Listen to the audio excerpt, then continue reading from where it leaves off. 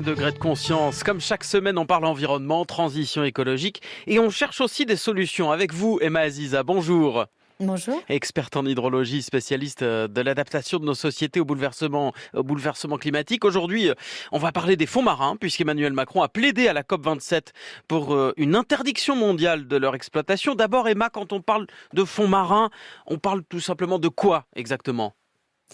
Eh bien, en réalité, on parle du plancher océanique, c'est-à-dire de nos fonds, de nos océans, dans lesquels on trouve ce que l'on appelle des nodules polymétalliques. C'est-à-dire, en gros, c'est des blocs, des gros cailloux, dans lesquels on peut extraire des minerais très rares, qui sont aujourd'hui une manne très importante, parce qu'on en a besoin partout.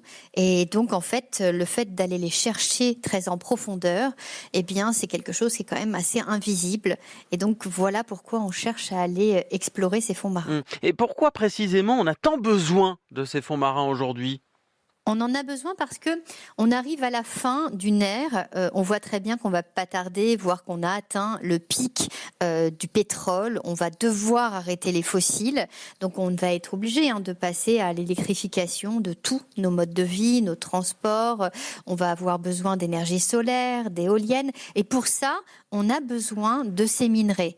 Et donc ils sont de plus en plus rares. On a du mal à aller les chercher dans les mines que l'on va puiser très haut dans le désert au Chili. Ça coûte très cher, ça nécessite beaucoup d'eau, ça génère aussi beaucoup de pollution. Et donc, le fait d'aller les chercher dans ces fonds marins, c'est finalement une nouvelle manne possible qui nous permettrait de continuer à fabriquer nos portables, nos ordinateurs ou tous nos objets électroniques. Mais justement, Emma Aziza, pourquoi est-ce que si c'est plus facile d'aller les chercher ces minerais dans les fonds marins, pourquoi c'est un problème ?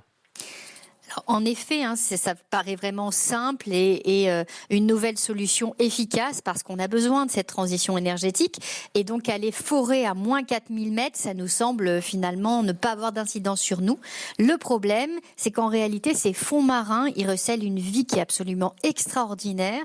Et lorsqu'on vient avec des bulldozers tout au fond de ces habitats, on détruit en réalité toute la base de la chaîne alimentaire. Et à la fin, la conséquence, c'est qu'on n'aura plus notre poisson dans notre assiette, puisqu'en réalité, c'est toute cette chaîne qui se détruit. Et puis, ça a d'autres conséquences, et des conséquences qu'on ne maîtrise absolument pas.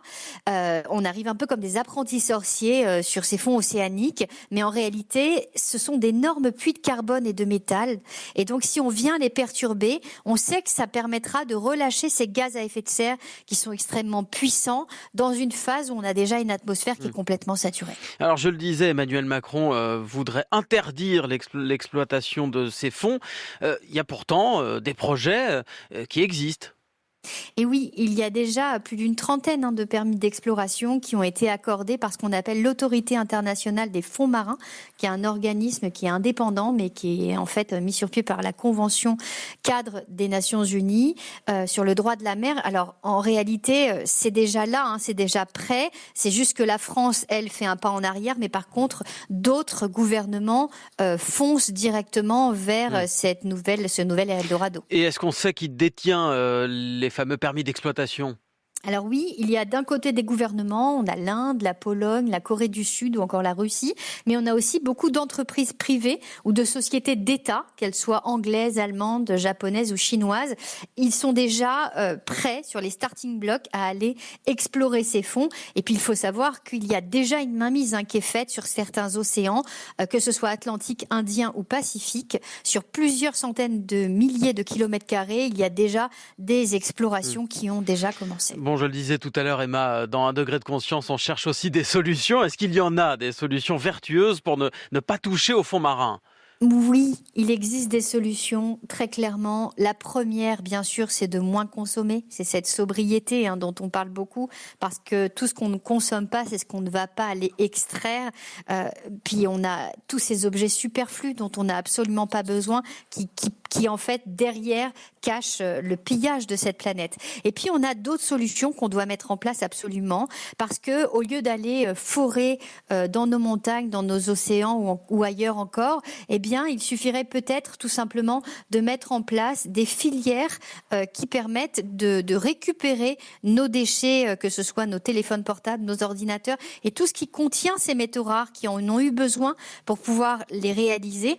On pourrait venir se servir de ces produits qui ont été créés et de récupérer ces minéraux rares pour pouvoir en refabriquer de nouveau. C'est quelque chose qui a quasiment pas été développé et donc c'est vraiment une très grande voie qu'il va falloir ouvrir massivement et qui coûterait quand même tellement moins cher à la planète et même dans notre système économique que d'aller forer des océans qui sont encore à peu près protégés, même si bien souvent on en a fait une véritable poubelle. On a même enfoui des déchets radioactifs. Vraiment, aujourd'hui, c'est pas des zones qui sont complètement protégées, mais en tous les cas, essayons au maximum de les préserver encore un peu tant qu'on le peut. Emma Aziza, merci beaucoup. 1 degré de conscience, c'est tous les samedis avec vous, experte en hydrologie, spécialiste de l'adaptation de nos sociétés au bouleversement climatique.